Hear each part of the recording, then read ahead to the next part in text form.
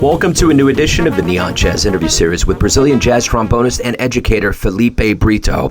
From his teaching base in Cape Girardeau, Missouri, we talked to him about his new and debut 2024 CD, Don't Put Off Till Tomorrow, along with the great life in music. As a performer, he has shared the stages with the likes of Branford Marsalis, Joe Lovano, along with the plethora of others. His passion and in-depth prowess for the Afro-Brazilian and Native-Brazilian music traditions merge with his mastery of Western music to create a meld that respects these separate traditions while weaving a tapestry with their distinctive threads. He's got quite a story. Enjoy. Okay, cool, man. Well, hey, man, it's great to meet you. Where are you located? Right now, I am in Cape Girardeau, Missouri. I teach here at the Southeast Missouri State University, and it's just an hour and a half from St. Louis. Yeah, okay, well, I'm in Kansas City, Missouri, so we're kind of in the same neighborhood. Yeah, it's really close. Yeah, well, cool, man. Well, it's great to meet you, and before we get into your latest album, Don't Put It Off Till Tomorrow, I want to know, 4 years ago, this pandemic was rocking the world of jazz and everybody in general.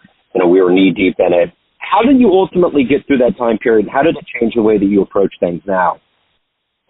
I think that during that time, I was finishing up my doctoral degree at the University of Texas at Austin, and, you know, I was trying to put a lot of stuff online from home since I was not performing. I was teaching online. But yeah, it was a interesting time for everyone, I guess. Just trying to stay busy, you know, coming up with future projects. But yeah, that's pretty much what I did. So did it influence this album at all, living through that time period? Not necessarily. I don't think so, because the idea for the album came starting in 2022, I would say, and then I recorded last year, 2023. So it was more like a period after COVID. So talk to me a little bit about this album, as you kind of just touched on. How did you put this together, and how does this release ultimately feel for you? Yeah, so the album it's my first album. I have recorded, you know, collaborated with other musicians before. I'm originally from Brazil, so I wanted to play instrumental Brazilian music that represented my experience living in Brazil and living in the United States as well. And they are all original compositions. I composed mostly using Brazilian music genres, and also using the jazz language for improvisation and some of the language on the melodies as well. And the idea just came from, you know, personal experience. So the title of the album, Don't Put Off Until Tomorrow, is just something that my mom always encouraged me to do, like keep pushing forward type of thing. And then there is another tune that is also about just having risks, you know, even though you are going through challenges, and just staying cool and hanging out and enjoying having fun, that type of thing. So those are all experiences that I have in my life, and everything that I did, everything that I composed came from those experiences. And then I just try to create something interesting for the trombone that would be also interesting for, you know, jazz listeners, Brazilian listeners, and people in general. Yeah. So having a debut is a pretty big deal. It's your initial shout out into the world. So ultimately, what are you hoping the listener gets from this initial album? Yeah, so I think that the goal is just to introduce a lot of those music styles to people that probably are not used to. One style, for instance, maracatu, that's a music genre from the northeast part of Brazil. And pretty much all of those music genres that I'm using in the album, they have an influence from Afro-Brazilian music. The most famous one is probably samba, and then the other one is bossa nova. But everything else is very known in Brazil, but not necessarily in the U.S. So another music genre is alujá. That's very heavy on percussion, and that's connected to the Afro-Brazilian religion, candomblé. So those rhythms are pretty cool, and it was interesting to put it on this quintet format. Usually you're going to have a lot of percussion and not so much harmony. So that's when the jazz language comes to collaborate through the harmony and adapting those percussion instruments to just one person, right, the drum set. And then you're going to hear some percussion on the piano. On the left hand of the piano, you're going to hear more of the bass drum of the percussion. And then on the right hand, you're going to hear more like the upper percussion instrument. So it's just this division, that I thought through using those music genres and adapting them to this instrumentation quintets. So take me back to the beginnings of your life. Where were you born and raised, and how did music, and more specifically jazz, become the journey, become your passion? Yeah, so I'm from Brazil, from São Paulo, Brazil. 1 hour from São Paulo City. It's a small town called Itu, which comes from Ituguaçu. It's a native Brazilian name, which means waterfalls. And I grew up playing community bands, like, we do here in the United States, traditional band. And I, in my school as well. And then I think that jazz started when I was 13, playing church. Even though it was Catholic church, the Catholic church in Brazil is very, it's almost like the African American, the black church in the United States, so we had a drum set, keyboard, bass, guitar, horns, a bunch of singers. And that's when I started to improvise. But even in Brazil, we listen to a lot of R&B, soul, funk, a lot of American music, black music in the radio. So, I grew up listening to Stevie Wonder, Marvin Gaye, Brian McKnight, a bunch of stuff that was related with jazz. And then in Brazil also we have those big names, like Milton Nascimento. He just recorded with Esperanza Spalding. Or Esperanza recorded with him, because she's a huge fan of him. But yeah, so I was constantly in music, and started playing big bands when I was pretty young too. So it was just part of my life growing up, and that's what I do to this day. So talk to me about the first live jazz show you ever saw that blew you away.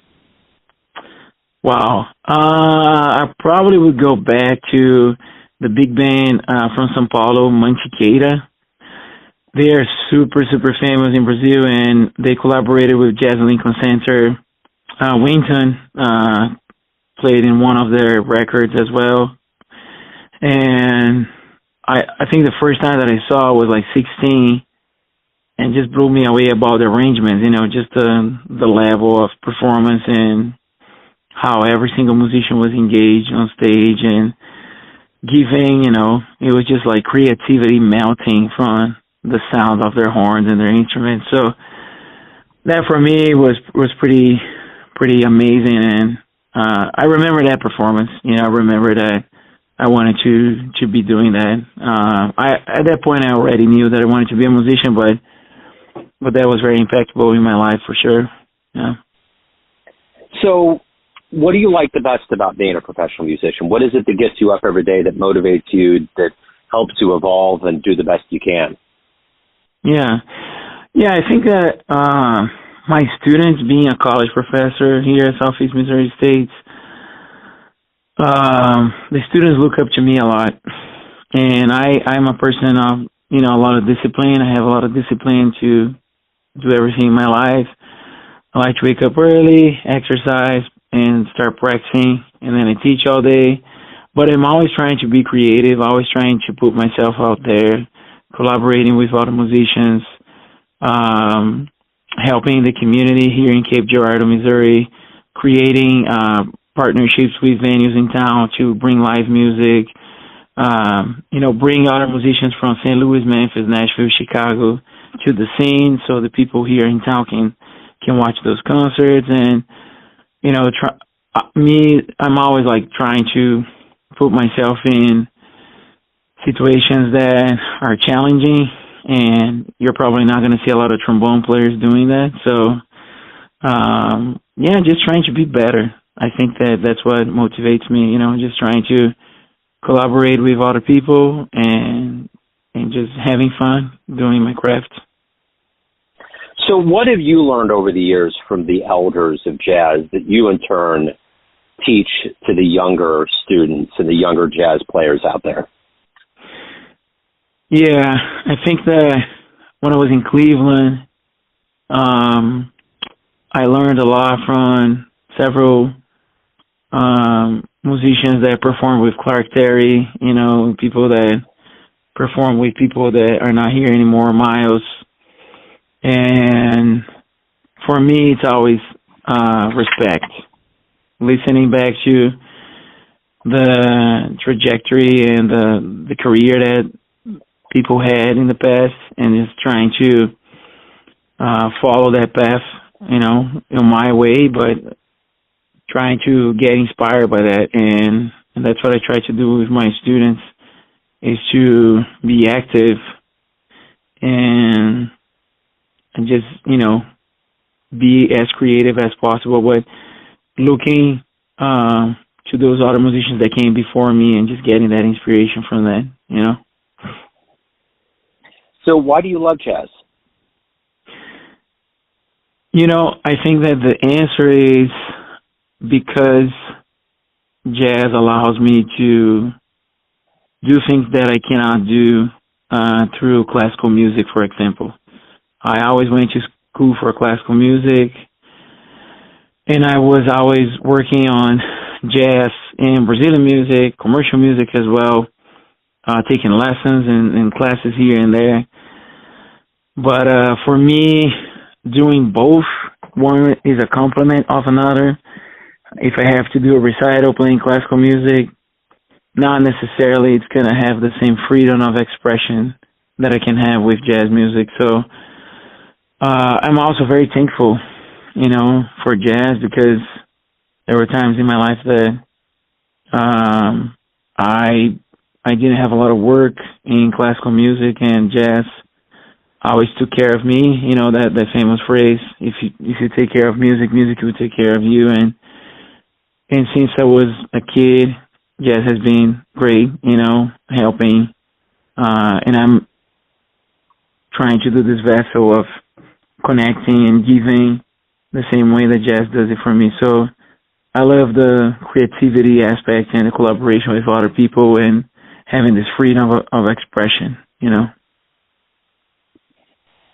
So if you could get into a time machine and go back in time and see one dream jazz show, where would you go? What would you love to see? Man, that's crazy. That's a cool question. I would love to play with Dizzy Gillespie and Arturo and Slide Hampton at that concert that they had. I think it's the Jazz All-Star Band, something like that. That was that movement that Dizzy was, bringing all these Latin American musicians to the U.S. Paquito was there, just like legends. And if I could be there, I didn't even need to be there playing with them. I mean, that would be fantastic. But if I just could be in the audience, because that is a performance that I saw on TV, I saw on like VHS when I was a kid, and that changed my life. Just seeing like Arturo and Paquito and Slide Hampton, Claudio Roditi, man, it was just like, I was like, I want to be like those guys, So if I could go back and see that happening, that would be really fun. Yeah. My favorite show of all time to this day, before the pandemic, Arturo came to Kansas City as a part of the Charlie Parker celebration, and he is such a showman. He has such a great bedside manner. He was really good at getting the crowd involved. It didn't feel like a jazz show. Everybody was so into it. It was so loud. It was so infectious. I will never forget that. He's a wonderful human being. I love Arturo. No, he's, one of those heroes that we have, and he's definitely one of them that I have. Yeah. So everyone out there has a perception of you, family, friends, fans, students, but you run the show. What's your perception of you? Who do you think you are? Hey, man, those questions are tough. Hey, you're good at these, huh? Thank you. Perception of me, I work really hard. I have a lot of discipline. And, it's just me and me. I'm just trying to do everything that I can. I have learned now I'm 36, to watch out, to take care of myself. I have been always active, exercising, and taking care of nutrition. I don't drink. I haven't never smoked, never used any drugs or anything like that because I had experiences, unfortunately, in my family that I saw that was not good. So for me, I just try to be this, this person of just doing the best I can every single day on everything that I do, and involving as many people, as possible. Involving my students I have here at Cape Girardeau, what we call the SEMO Gigging Project, that we partner with venues in town, and I call my students to play with me. We play quartets, quintets, trios. They get compensated, every time I'm going and performing. I try to bring some of the students with me, some of my friends. I was in Brazil, touring São Paulo and Rio for my album, and I was, involving my musicians friends, kind of like doing a rotation of who was going to play. I don't know, I'm always thinking community. I'm always thinking, like not only me, even though I am the one that has to, practice and do those things, make things work. But I like to involve my friends and my students in everything that I do. So it's a collaboration, So the new album, if anyone out there wants to pick up a copy of Don't Put Off Till Tomorrow or catch you live, any of the good business in your world, where do they go? Yeah, so first I would go on Amazon and do a pre-order of the album. It's coming next month, September 6th. And you can go on Amazon and pre-order it right now. You can also go on, on the streaming platforms if you want to listen to some of the singles. But the album has a beautiful art to it, both outside in music, the label, and also a good friend of mine, Gustavo. He's an amazing artist that he put together the cover of the album, and other people involved for photography.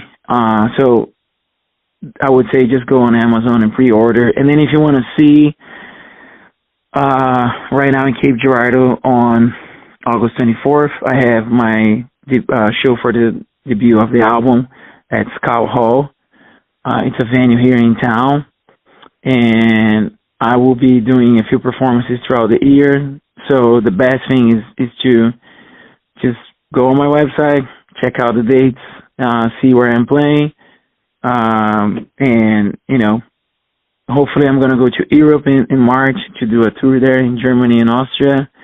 But if you are around Kansas City, Missouri, Illinois, and all those other states, definitely August 24th is going to be a fun date to have, to listen to my music at Skull Hall. Beautiful. This has been wonderful. Thank you so much for your story. Thank you for your time. Best of luck with the album. It's great to connect with you, man. Thanks, Joe. I really appreciate it. Thank you so much.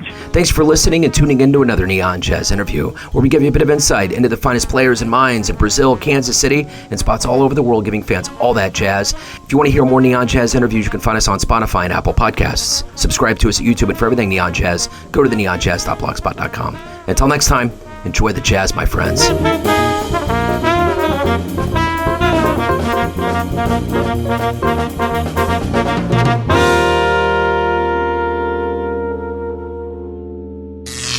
Neon Jazz.